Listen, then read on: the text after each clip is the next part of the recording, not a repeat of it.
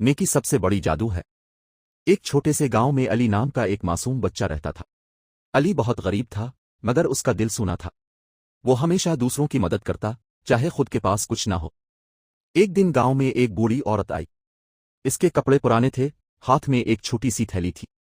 लोग उसे देखकर हंसते और कहते, ये तो भिखारन लगती है, इसके पास किया है देने को। लेकिन अली ने आगे बढ़कर अदब से पूछा, अम्मा जी, अब भूखी हैं? बूढ़ी औरत ने मुस्कुरा कर कहा, हाँ बेटा, 3 दिन से कुछ नहीं खाया। अली के पास सिर्फ एक टुकड़ा रोटी था, जो उसकी अपनी शाम की खाने की थी। उसने वो रोटी औरत को दे दी। औरत ने इसकी आंखों में देखा और कहा, बेटा, नेकी कभी ज़ाय नहीं जाती। याद रखो, नेकी सबसे बड़ी जादू है। दूसरे दिन गांव में अजीब बात हुई। अली के घर के बाहर एक चमकती हुई थैली पड़ी थी, जिसमें कुछ सके थे और एक छोटी सी पर्ची। पर्ची पर लिखा था, ये इस बच्चे के लिए इनाम है जिसने नेकी का जादू दिखाया। लोग हैरान रह गए। जो कल तक उसकी गुर्बत पर हंसते थे, आज इससे मोहब्बत करने लगे। अली ने कभी गुरूर नहीं किया। वो सबको कहता, अगर दिल साफ हो तो नेकी खुद जादू बन जाती है।